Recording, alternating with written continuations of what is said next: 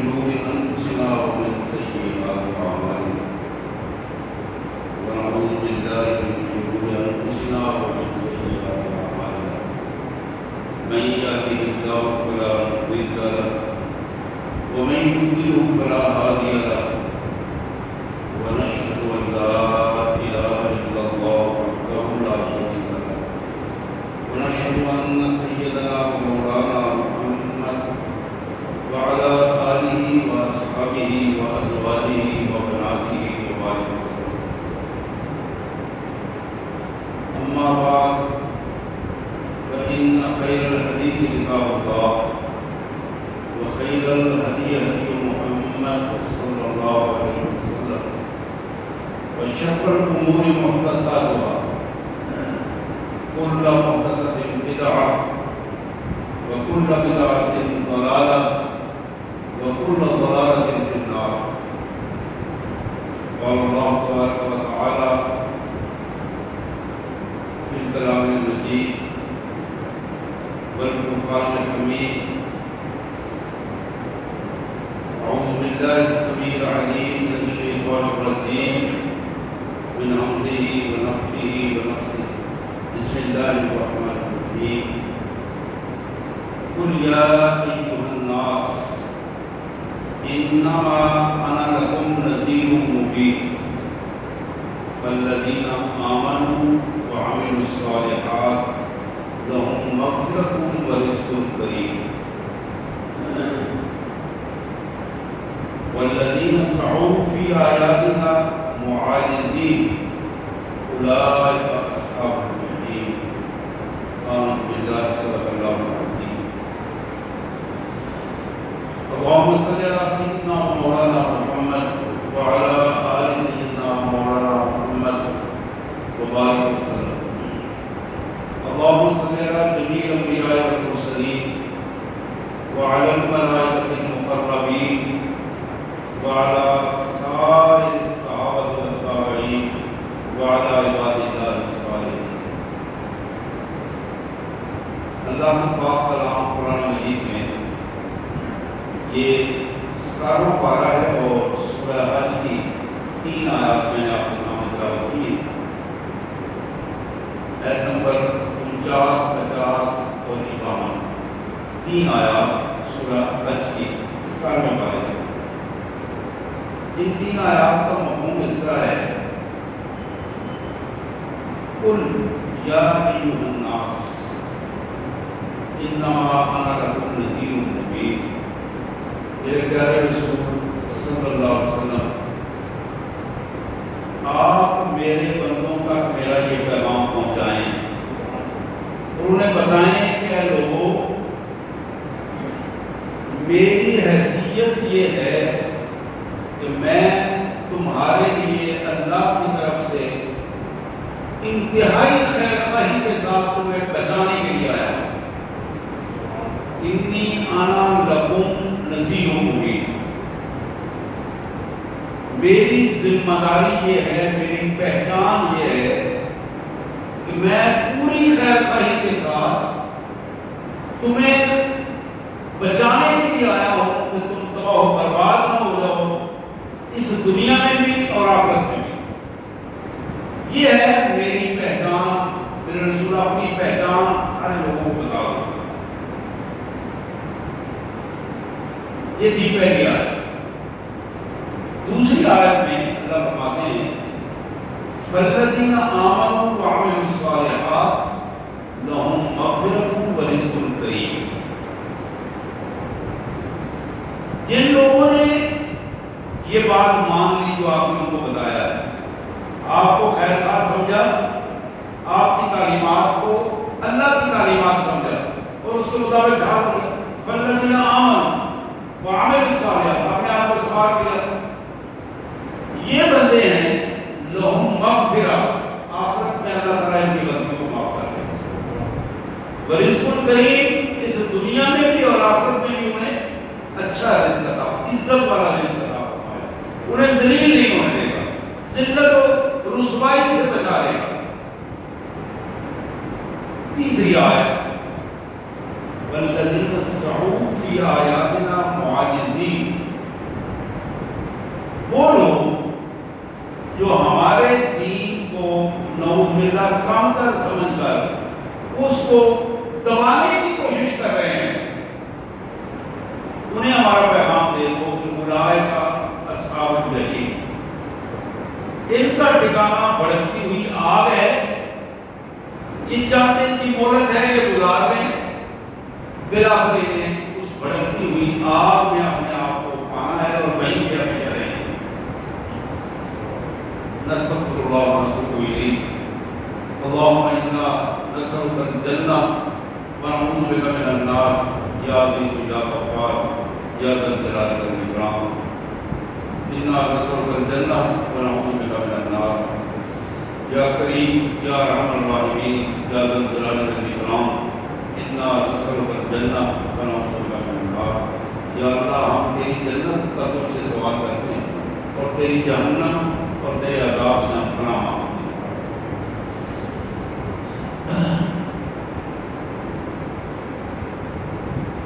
میرے انتہائی واجب الاحترام بھائیوں بہنوں،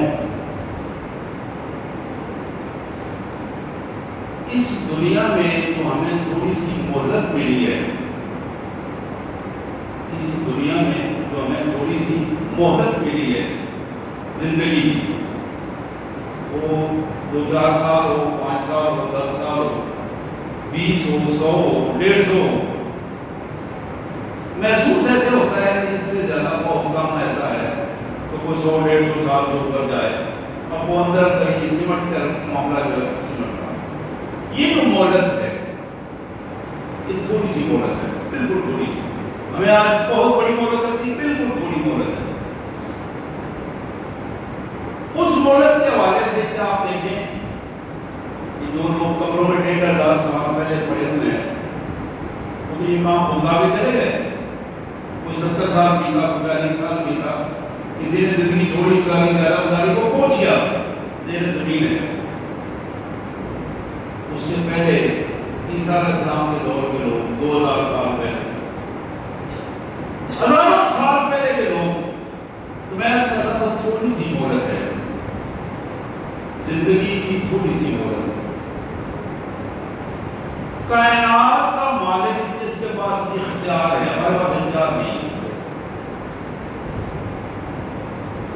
ہمارے پاس اختیار نہیں ہے، ہمارے پاس ایک ہی بات ہے کہ اللہ سے توفیق طلب کر کے اس کی مرضی کے مطابق کر جائے، یہ ہمارا اختیار ہے۔ اللہ سے مانگ کر اس کی مرضی کے مطابق کر جائے۔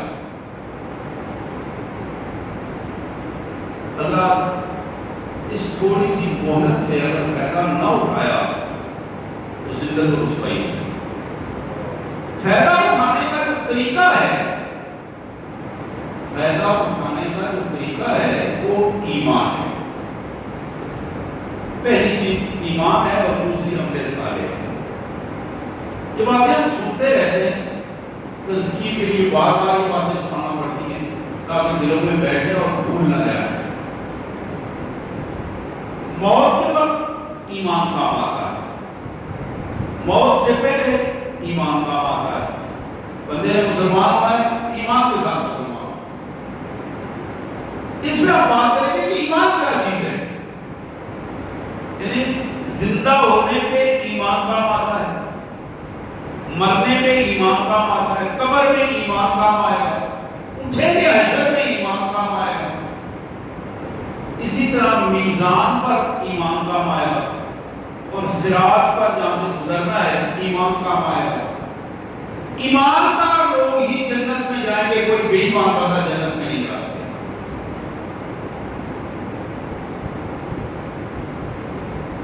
کبھی آپ نے اس پہ توجہ کی ہو، غور کیا ہو کہ جو ہم دنیا کی زندگی گزار رہے ہیں، ہمیشہ جب کوئی تکلیف آتی ہے ہماری نظر اپنے پہ نہیں ہوتی، دوسرے پہ ہوتی ہے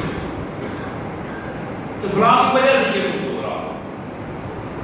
آپ نے غور کیا ہوگا، عموماً یہی ہوتا ہے، چلتے چلتے ٹوٹا لگا ہے، ہم گرے ہیں، اپنی غلطی پہ کبھی نظر نہیں ہوگی، وہ سامنے فلاں جائے پڑی ہوئی تھی اس لیے میں گر گیا، وہ فلاں نے موٹر سائیکل ایسے کیا تھا تو میں گر گیا، وہ فلاں مسئلہ ہوا، یعنی یہ وہ چیز ہے کہ جس کو ہمیشہ انسان اپنی بجائے دوسرے پہ لگانے کی کوشش کرتا ہے۔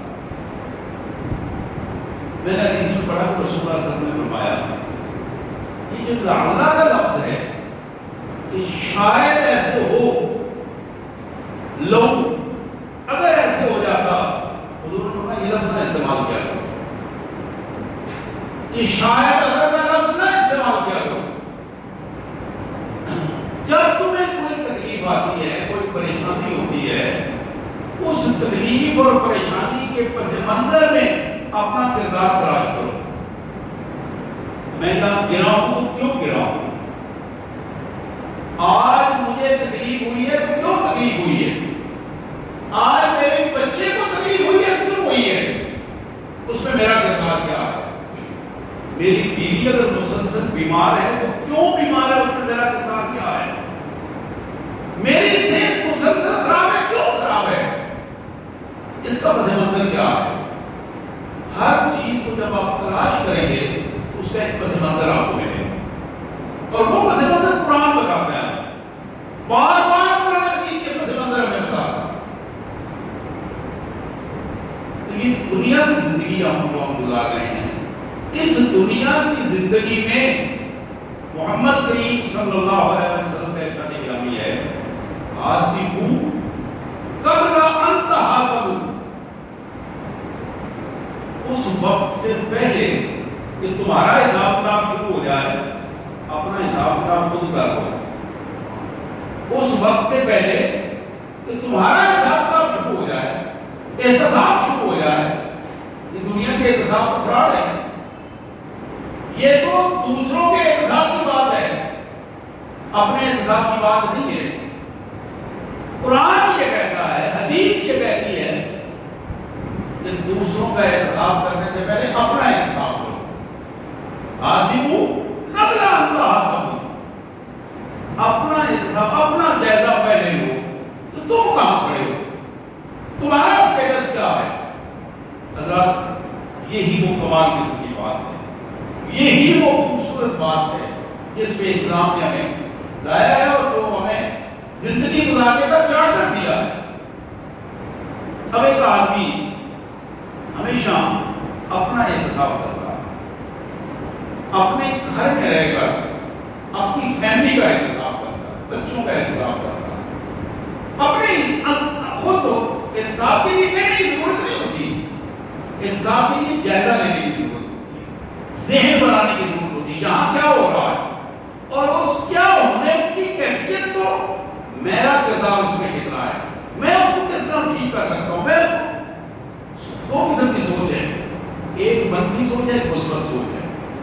جب منفی سوچ زندگی میں ذہن میں پنپنا شروع ہوتی ہے تو ہر چیز بندے کو منفی نظر آنا شروع ہو جاتی ہے، اچھائی بھی منفی ہے اور برائی بھی منفی ہے۔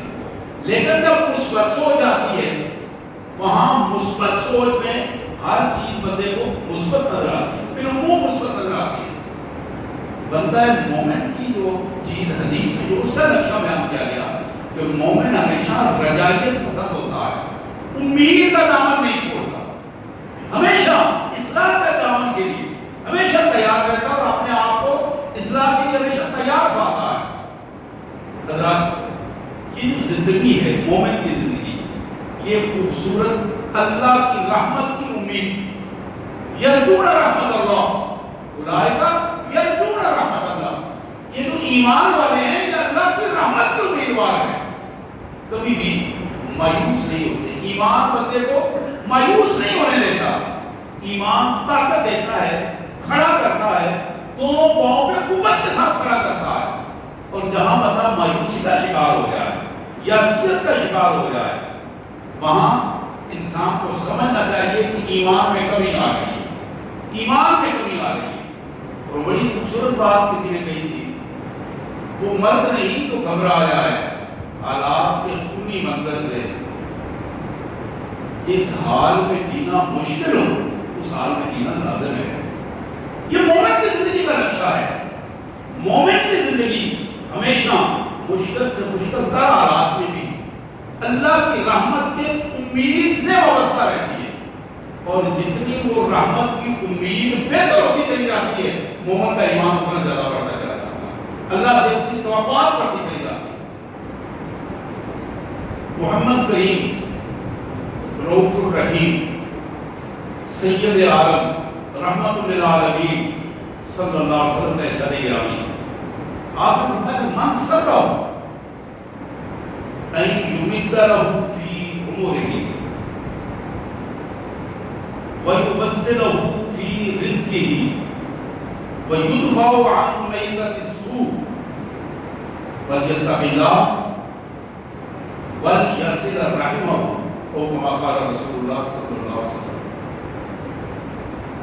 میرے آقا صلی اللہ علیہ وسلم نے فرمایا کہ لوگوں، اگر تم میں سے کوئی شخص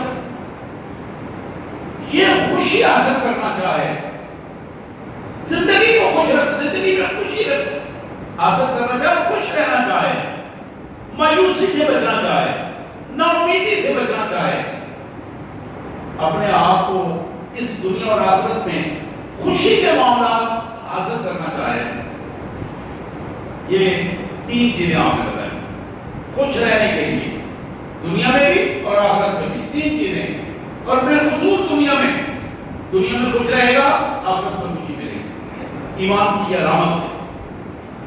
پہلی چیز حضور صلی اللہ علیہ وسلم نے فرمائی، این یمد لہ فی عمرہ، وہ یہ چاہے کہ میری عمر میں اضافہ ہو، خوشی عمر میں اضافہ، مجھے لمبی عمر ملے، صحت والی عمر ملے، تندرستی والی عمر ملے، ایمان والی عمر ملے، وہ بندہ چاہتا ہے کہ مجھے لمبی عمر ملے، اس خوشی کو حاصل کرنا چاہے۔ پھر آپ نے فرمایا وَيُبَسِّرَهُ فِي رِزْقِهِ، اس لمبی عمر کے ساتھ وہ یہ بھی چاہتا ہے کہ میرے پاس رزق بھی وافر ہو، برکتیں ہو، کھلا رزق ہو، میں اس رزق کو اللہ کے راہ میں کھلا خرچ کروں، اپنے اوپر خرچ کروں، لوگوں کے اوپر خرچ کروں۔ وَيُبَسِّرَهُ فِي رِزْقِهِ وَيُدْفَعُ عَنْ مَيْتَةِ السُّوءِ، وہ یہ بھی چاہتا ہے کہ میری جب موت آئے، موت تو نہیں آنی ہے، جب موت آئے تو میری یہ موت، میں بری موت سے بچ جاؤں، میری موت عزت والی موت ہو، ذلت والی موت نہ ہو، میری موت رسوائی والی موت نہ ہو، میری موت لوگوں کے لیے عبرت والی موت نہ ہو۔ وَيُدْفَعُ عَنْ مَيْتَةِ السُّوءِ، کہ وہ بری موت سے بچا دیا جائے، بری موت سے بچا دیا جائے۔ یہ 3 چیزیں آپ نے بتائیں، میں پھر بول رہا ہوں، حدیث بڑی ہے، میں کئی دفعہ پہلے بیان کیا، آج پھر میں توجہ سے بیان کر رہا ہوں، آپ اس پر غور فرمائیے، کہ میرے لیے بھی اتنی ہے، میں آپ سب بھائیوں بہنوں کے لیے ہے۔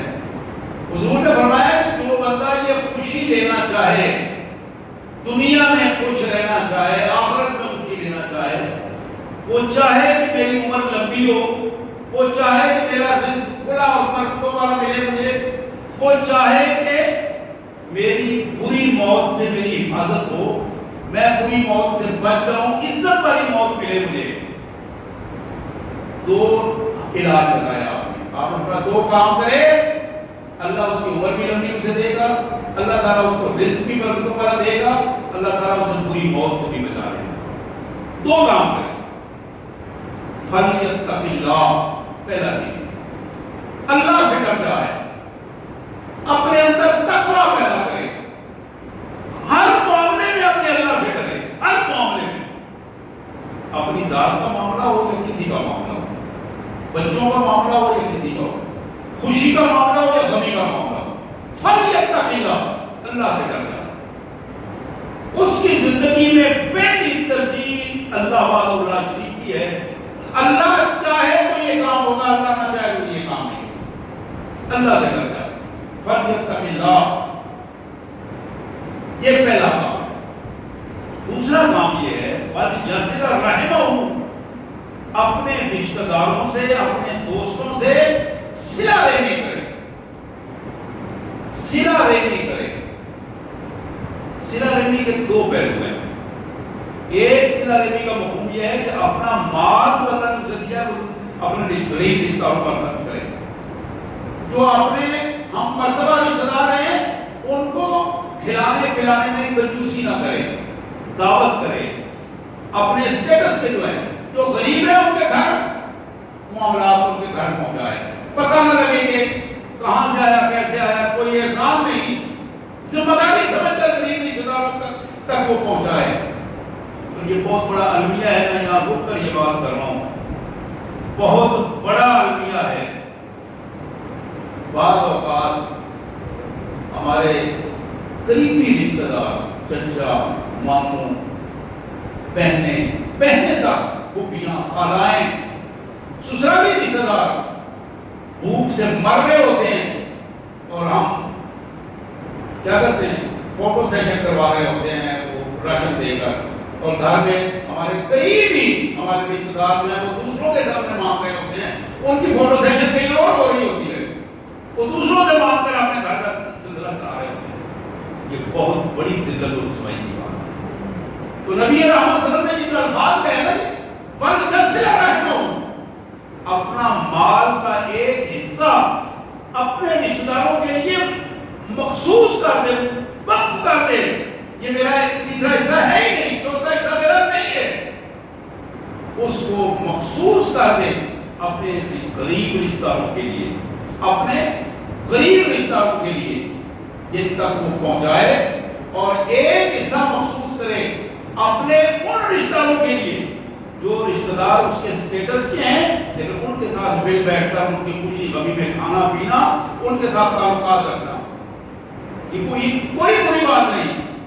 ایک امیر آدمی ہے، آپ کے پاس پیسہ، آپ سے زیادہ پیسہ ہے، اس کو گھر میں بلا کر دعوت کھلانا یا اس کی دعوت کو قبول کرنا، اسلام اس کی اجازت دیتا ہے، بلکہ اس کی حوصلہ افزائی کرتا ہے۔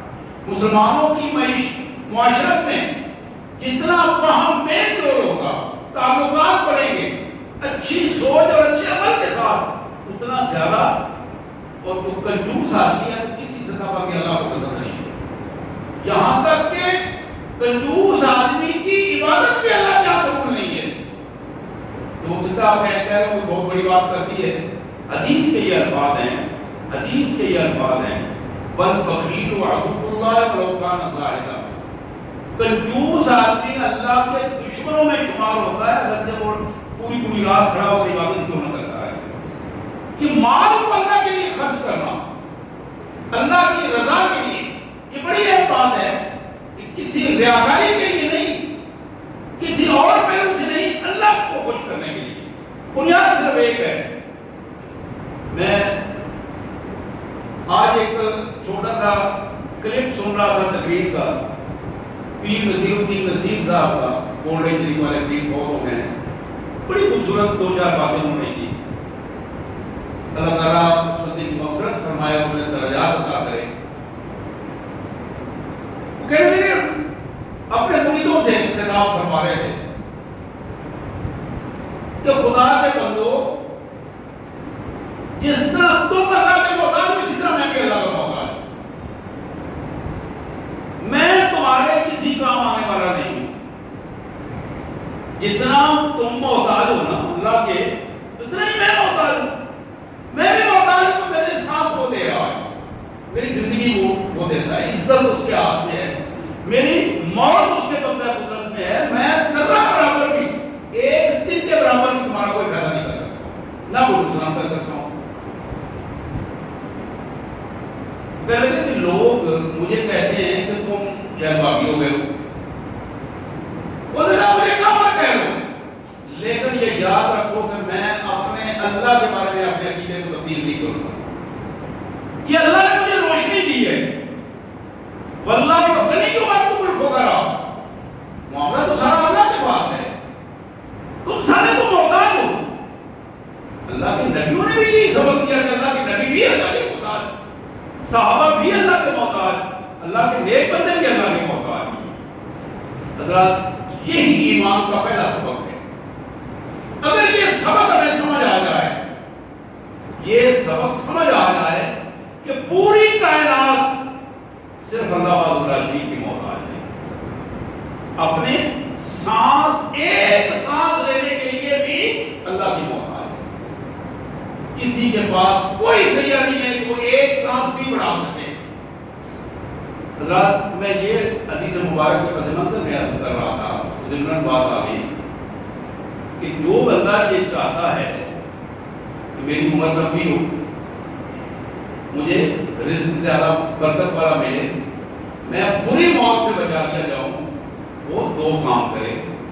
ایک کام یہ ہے کہ وہ اللہ سے ڈر جائے، پہلا کام اللہ سے ڈر جائے، اللہ کا تقوی اختیار کرے۔ حضرات یہ ہمیں بڑی کمزوری ہے، ہم بندوں سے ڈرتے ہیں، اللہ سے نہیں ڈرتے، بڑی کمزوری ہے۔ بندوں میں بھی بعض اوقات کمینے سے کمینے آدمی کے سامنے ڈر جاتے ہیں، بندوں سے چھپتے ہیں، اللہ سے حیا نہیں کرتے، گناہ کرتے ہوئے بندوں سے چھپتے ہیں، اللہ سے نہیں حیا کرتے۔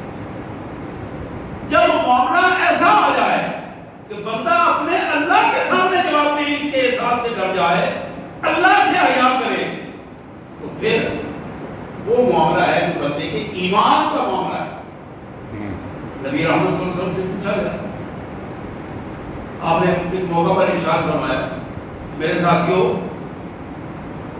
اللہ سے استحیوا من اللہ حق الحیا، یہ الفاظ محمد رسول اللہ، اللہ سے حیا کیا کرو اس طرح کی جس طرح حیا کرنے کا حق ہے۔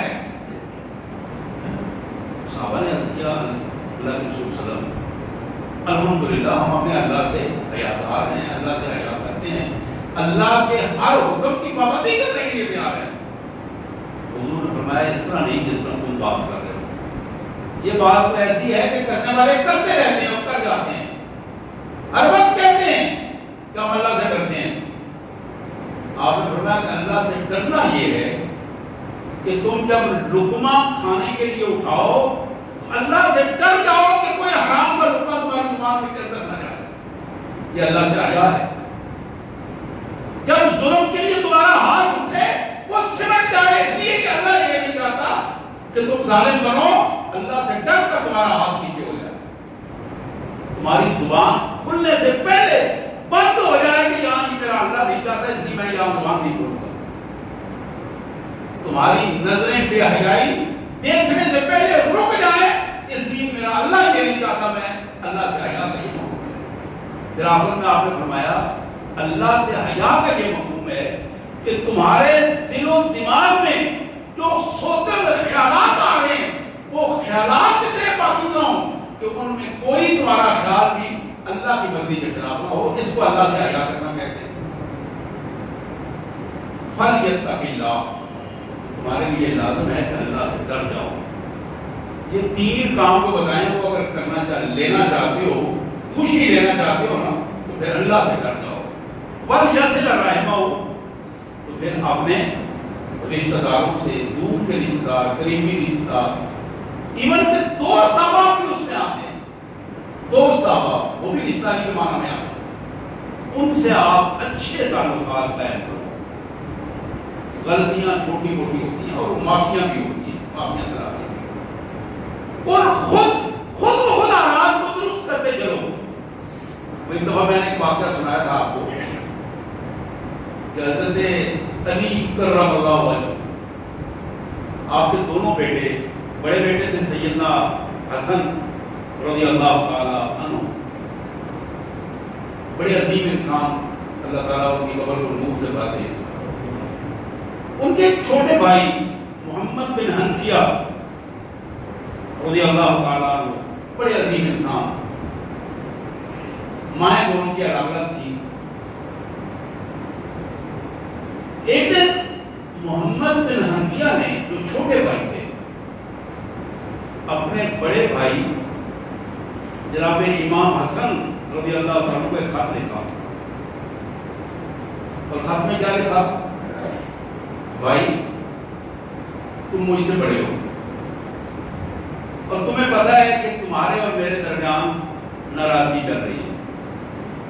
آج میں نے اللہ کے رسول صلی اللہ علیہ وسلم کی ایک حدیث پڑھی ہے اور مجھے بڑا رونا آیا اور میرا پروگرام بن گیا کہ میں اٹھ کے سیدھا جاؤں اور آپ سے صلح کر لوں اور آپ سے معذرت کر لوں، لیکن پھر میرے بعد میں خیال آیا وہ حدیث میں جو الفاظ تھے، وہ بندہ جنت میں اعلیٰ درجے پر فائز ہوگا جو سب سے پہلے ایماندار ہو کر صلح کرتا۔ تو میں رک گیا، میرے بھائی میں اس لیے رکا، تم میرے بڑے بھائی ہو، میں نہیں چاہتا کہ وہ میں آپ سے زیادہ مرتبہ لوں، میں نہیں چاہتا ہوں کہ مرتبہ آپ لیں، میں اس لیے رکے ہوں۔ حضرات سیرت کی کتابوں میں یہ الفاظ آتے ہیں، امام حسن نے جب یہ الفاظ پڑھے نا، جوتا پہننا بھول گئے، دوڑ لگا دی، اس لیے اللہ کو خوش کرنے کے لیے، محمد بن عطیہ کو خوش کرنے کے لیے نہیں، اللہ کو خوش کرنے کے لیے دوڑے بھائی کی اس دعوت پر، اور دوڑ کر جا کے اپنے بھائی کو سینے سے لگایا اور کہا بھائی کوئی کسی کی رب کی ناراضگی نہیں ہے، ہم اللہ کی رضا کے لیے ایک ہیں۔ حضرات ایمان یہ ہے، وَلْيَصِلَ رَحْمَهُ، اپنا تعلق مضبوط بنائیے اپنے بھائیوں سے، بہنوں سے، کیونکہ اور شیطان سب سے زیادہ تعلق توڑتا ہے اولاد اور والدین کے درمیان، میاں اور بیوی کے درمیان، خالہ اور بھانجی کے درمیان، یعنی قریبی رشتہ دار، خونی رشتہ داروں کو الگ الگ کرنے کی کوشش۔ باہر جا کے بندہ تعلق بناتا ہے، دوستیاں بناتا ہے، یاریاں بناتا ہے، پیسے خرچ کرتا ہے، لیکن اس ظالم کو پتہ نہیں کہ میرا حکم تو سب سے پہلے میرے گھر میں ہے، میری جنت تو میرے گھر میں ہے۔ میں نے پہلے بھی ایک موقع پر عرض کیا تھا، بندہ دوستوں کے ساتھ، نوجوان بچہ ہے، دوستوں کے ساتھ خوشی سے بات کر رہا ہے، ہم سب سے بات کر رہا ہے، باپ آتا ہے تو چہرے پہ تریڑی آ جاتی ہے، رویہ بدل جاتا ہے، باپ سے بات کرنی ہے رویہ بدل جاتا ہے، کیوں؟ پس منظر میں شیطان ہے، وہ رویہ شیطانی رویہ ہے جو انسانی چہرے پہ اس کے اثرات آتے ہیں، حالانکہ باپ کے آنے سے وہ رویہ زیادہ ادب میں بدل جانا چاہیے، زیادہ عاجزی میں بدل جانا چاہیے، زیادہ احترام میں بدل جانا چاہیے، پاس کھڑے ہوئے دوستوں کو بھی احساس ہو کہ اس کے والد محترم آئے ہیں۔ یہ رویہ، اسی طرح بچیوں کا رویہ ماؤں کے ساتھ، بہنوں کا رویہ بڑی بہنوں کے ساتھ، یہ وہ رشتہ داریوں کے جو تعلق ہے، وَلْيَصِلَ رَحِمَهُ، اپنے آپ کو اتنا خوبصورت رویے والا انسان بنا دے۔ حضور نے فرمایا کہ تقویٰ ہو اور اپنی رشتہ داری کے ماحول کو بہتر بنائے، اور اس رشتہ داری کے ماحول کو تباہ کرنا، خراب کرنا، اس میں دراڑیں ڈالنا، دوستی میں، تعلق میں، اور یہ وہ چیزیں ہیں جو شیطان کا فیورٹ معاملہ ہے۔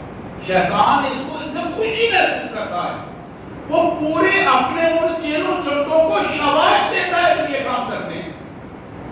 حضرات اس حوالے سے آئیے، میں ایمان کی بات کر رہا تھا، محمد رسول اللہ صلی اللہ علیہ وسلم کا ایک اور فرمان بخاری اور مسلم کے حوالے سے موجود ہے۔ نبی رحمت صلی اللہ علیہ وسلم کا یہ فرمان پڑھا ہے، میں کئی دفعہ آپ نے سنا ہوگا، آپ نے فرمایا من احب للہ وابغض للہ واعطى للہ ومنع للہ فقد استکمل الایمان۔ لوگوں، جس بندے نے اللہ کے لیے محبت کی، اللہ کے لیے تعلق بنایا، تعلق جوڑا، اور تعلق جوڑنے میں اللہ تبارک و تعالیٰ کی رضا تھی، اللہ کو خوش کرنا مقصود تھا۔ ہم اپنے تعلق بنانے میں ہمیں معلوم ہے کہ کون کون سی بنیادیں ہوتی ہیں، رزق ہوتا ہے، اسٹیٹس ہوتا ہے، اور جہاں سے ہمیں کسی کے مرتبے کا خیال نہ ہو، کسی کی دولت اور پیسے کا خیال نہ ہو، اور یہ ذہن میں ہو کہ یہ بندہ تو میرے کسی کام نہیں آئے گا، اس نے میرے پاس ہی آنا ہے تو ہم اس کے سلام کا جواب ہی بات کر دیں گے۔ یہ بہت بڑا رویہ ہے، بہت بڑا رویہ ہے۔ سلام کا جواب تک نہیں دیا جاتا، اس لیے کہ اس بندے نے کون سا کام کرنا ہے۔ سلام کام کی وجہ سے نہیں ہوتا میرے بھائی، سلام تو وہ دعا ہے جو آپ دوسرے بھائی کو دے رہے ہیں، اور وہ بھائی آپ کو جواباً دعا دے رہا ہے۔ یہ سلامتی کا پیغام ہے، یہ دوسرے سے امن اور سلامتی کا وہ پیغام ہے کہ آدمی اپنے آپ کو اس کو پیغام دیتا ہے کہ میری طرف سے تم ہمیشہ سلامت رہو، میری طرف سے تمہیں کوئی خطرہ نہیں ہے، میں نے تمہارے لیے دعا ہوں۔ یہ بندہ مومن جب دوسرے سے ملتا ہے اس کو سلامتی کا پیغام دیتا ہے، اللہ کی رحمت کی نوید سناتا ہے، خوشخبری سناتا ہے، اللہ کی طرف سے برکتوں کی خوشخبری سناتا ہے۔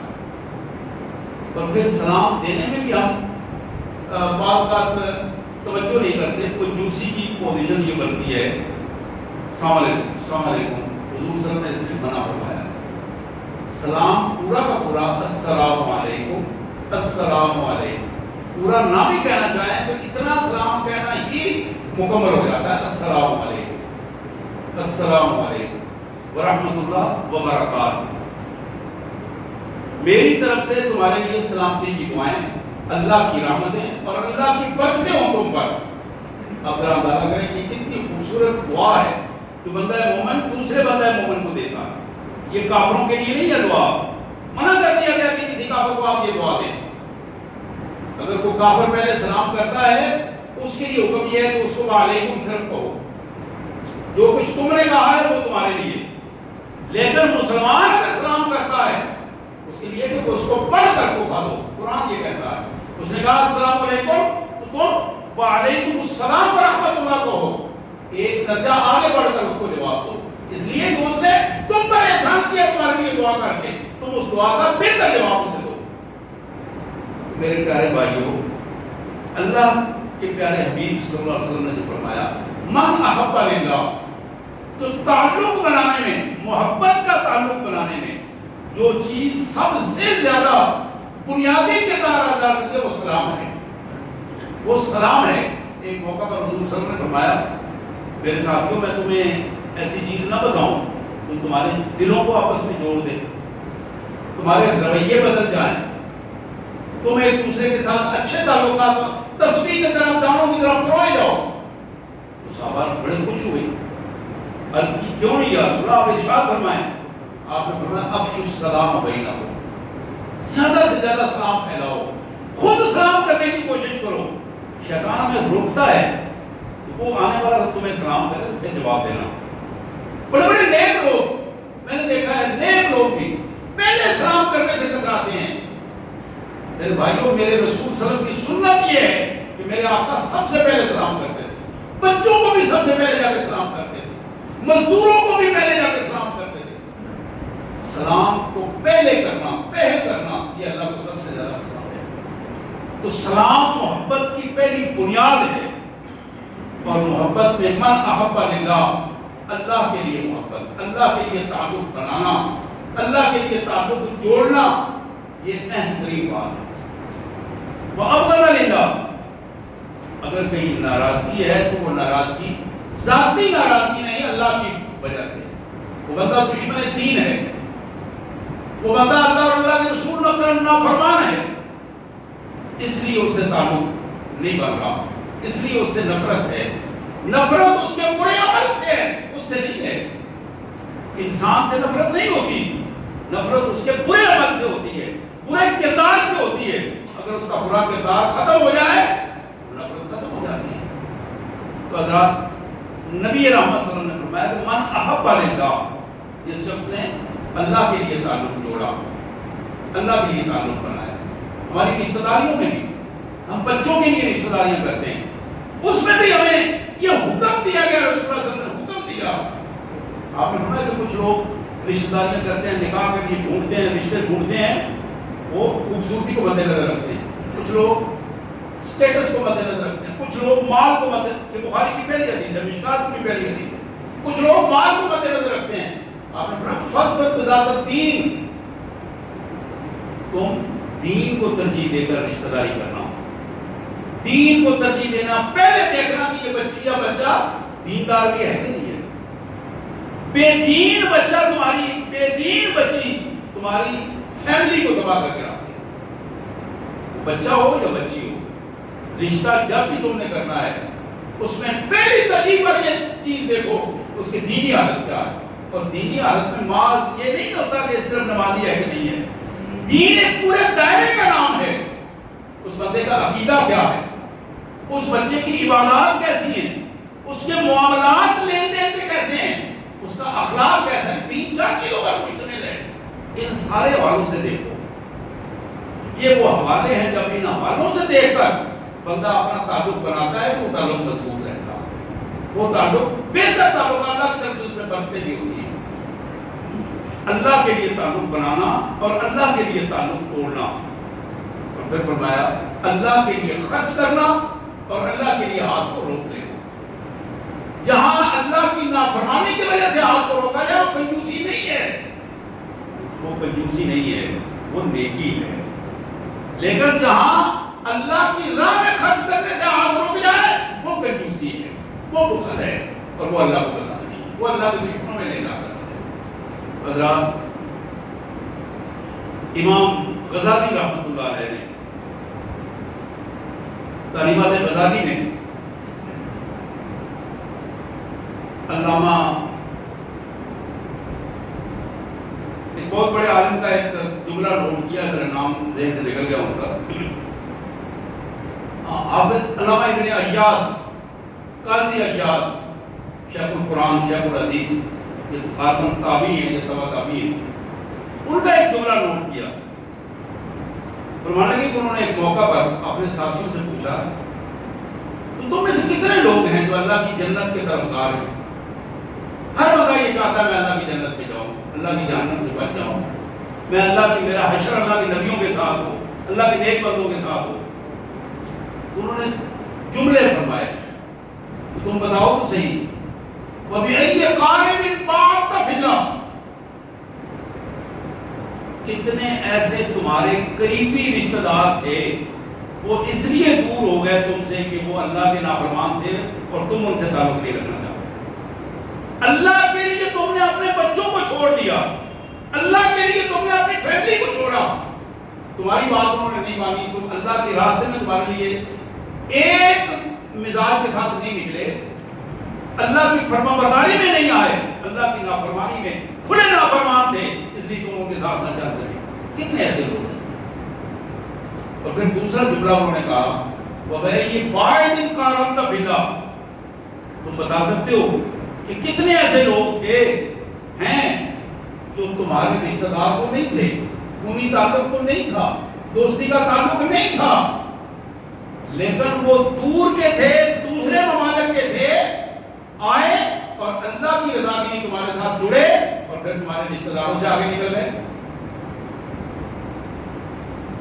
آخری بات، اس کی خوبصورت مثال، تو جناب سلمان فارسی بیٹھے ہیں، صحابہ بھی بیٹھے ہیں، اور پھر باہم ایک دوسرے کے ساتھ اپنے خاندانی وجاہت کا تذکرہ ہو رہا ہے کہ میرا قبیلہ فلاں ہے، میرا قبیلہ فلاں، میرا قبیلہ فلاں، بات کر رہے ہیں. عربوں میں یہ ایک رواج ہوتا تھا، بعض اوقات بیٹھ کر اپنے آبا و اجداد کا تذکرہ کرتے ہیں. جب تذکرہ کر رہے تھے تو ایک نے کہا سلمان تم نے بتاؤ نہیں تمہارا قبیلہ کون سا ہے؟ خاموش رہے. دوسرے نے کہا، تیسرے نے کہا. جناب سلمان نے کہا سلمان بن اسلام بن اسلام بن اسلام، سلمان اسلام کا بیٹا ہے، اسلام کا پوتا ہے، اسلام کا ایک بڑا پوتا ہے. اور پھر آپ کو یاد ہے محمد کریم نے کیا تبصرہ فرمایا؟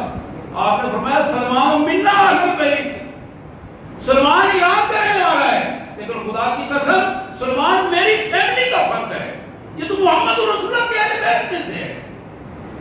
حضرات، یہ ہے ایمان کا معیار. اللہ سے دعا ہے اللہ تبارک و تعالیٰ ایمان کی ان صفات کو، ان رویوں کو ہمارے اندر پوری طرح اجاگر فرمائے اور ہمیں اپنے فرما بردار بندوں کے ساتھ ملا کر جنت پہ لے جائے اور اپنی جہنم سے پناہ عطا فرمائے. اس دنیا میں بھی کامیابیاں اور آخرت میں بھی کامیابیاں عطا فرمائے. واخر دعوانا الحمدللہ رب العالمین.